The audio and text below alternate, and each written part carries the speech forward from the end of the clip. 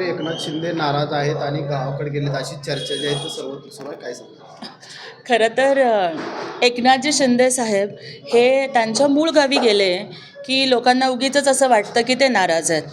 मला मुळात एक सांगायचं आहे की अशा बारीक सारीक कारणांच्यावरून नाराज होऊन कुठंतरी असं निघून एकांतात जावं अशा पद्धतीचं व्यक्तिमत्व हे एकनाथजी शिंदे साहेबांचं अजिबात नाही आहे.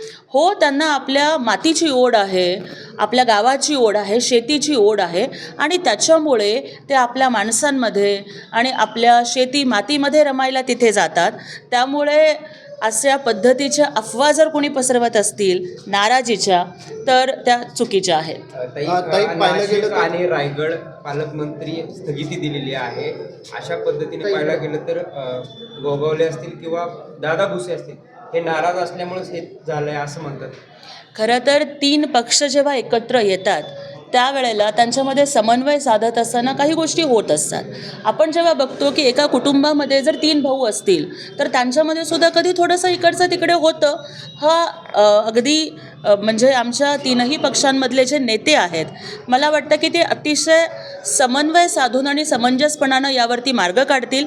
दादाजी भुसे साहेब हे शिवसेनेचं एक मोठं व्यक्तिमत्व आहे आणि त्यांनी ज्या पद्धतीनं राज्याची ही जबाबदारी पार पाडली त्यामुळे नक्कीच त्यांच्याही नेतृत्वाला न्याय मिळेल अशा पद्धतीची आशा एक शिवसैनिक म्हणून आम्हाला वाटतं. पालकमंत्री पदावर राज्य सरकारमध्ये जे 3ही पक्ष त्यात कुठेतरी अंतर्गत नाराजगी आहे असं म्हणावं का? नाही, अंतर्गत नाराजी वगैरे अशा गोष्टी ह्या अगदी बाहेरच्या लोकांनी चालवलेल्या आहेत. पण उलट मला तर या ठिकाणी वाटतं की पालकमंत्रीपद किंवा इतर गोष्टी याच्यामध्ये समन्वय साधण्यासाठी आमचे 3ही नेते हे अतिशय सक्षम आहेत. परंतु आपण उलट हे बघितलं पाहिजे की उबाठाच्या बैठकीमध्ये भास्कर जाधव सांगतायत की आता उबाठाची काँग्रेस झाली आहे. एकीकडं उद्धव ठाकरे म्हणतायत की आम्ही स्वतंत्र लढणार. तिसरीकडे पवार साहेबांचं काय चाललेलं आहे, त्यांचे नेते पुन्हा परत अजितदादांच्याकडे येत आहेत.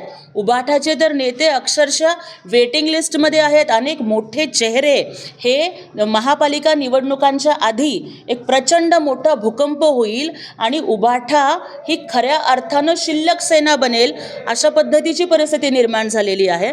त्यामुळं विरोधकांनी महायुतीमधल्या कुरबुरींच्याकडे लक्ष घेण्यापेक्षा आधी त्यांनी आपलं घर पाहावं. नाहीतर त्यांची अवस्था सध्या अशी झाली आहे, आपलं ठेवायचं झाकून आणि दुसऱ्याचं बघायचं वाकून अशी अवस्था ही विरोधक महाविकास आघाडीची झालेली आहे. विजय वडेट्टीवार यांनी टीका केली की जसं उद्धव ठाकरेंना संपवलं तसं एकनाथ शिंदेना संपवून उदय सामंतांना पुढं आणायचं हे सुरू आहे. काय सांगाल आपण यावर? वडेट्टीवार साहेब, आपण आधी आपला पक्ष कसा संपला आहे तर आपण आधी बघावं. आपल्या पक्षाचं किती मोठं अस्तित्व शिल्लक आहे. बरं, आपलं नेतृत्व जर एवढं सक्षम होतं तर निवडणुकीमध्ये एवढा मोठा फटका का बसला? त्यामुळे थोडं आत्मपरीक्षण वडेट्टीवार साहेबांनी करावं. आणि राहिली गोष्ट एकनाथ शिंदे साहेबांना संपवण्याची तर अतिशय ठामपणानं सांगते की एकनाथजी शिंदे साहेब हे मातीतनं उगवलेलं नेतृत्व आहे, जनतेतून आलेलं नेतृत्व आहे.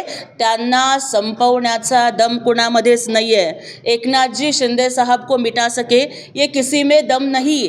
कारण लाखो बहिणींचा, करोडो बहिणींचा लाडका भाऊ म्हणून ज्या पद्धतीनं त्यांनी लाडकी बहीण योजना आणली किंवा मुलींचं शिक्षण मोफत केलं, अनेक धाडसी निर्णय घेतले, त्यामुळं महाराष्ट्रातल्या कोट्यावधी जनतेच्या मनामध्ये एकनाथ शिंदेसाहेब आहेत. आणि त्यामुळे शत्रुघ्न सिन्हाचा तो विश्वनाथ सिनेमा आला होता ना, त्याच्यातल्या त्या डायलॉगमध्ये थोडा बदल करून म्हणावासा वाटतो की जली को आग कहते हैं, बुझी को राख कहते हैं, उस राख से भी जो बारूद बना सके उन्हें एकनाथ शिंदे कहते हैं. आणि त्यामुळं एकनाथजी शिंदे साहेबांचं नेतृत्व हे दिवसेंदिवस बहरत जाईल. कारण हे नेतृत्व जनतेनं बनवलेलं नेतृत्व आहे. लाडकी बहिणीचे पैसे परत घेणार असं चर्चा आहे, त्यात काय? बहिणीला दिलेली ओवाळणी ही कधीच परत घ्यायची नसते आणि हे आमच्या लाडक्या भावांना माहिती आहे.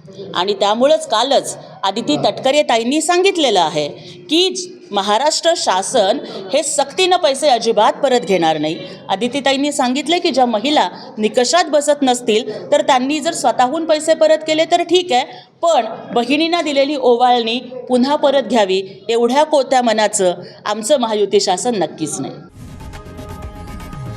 लोकशाही मराठी ऐका, पहा, जागरूक रहा.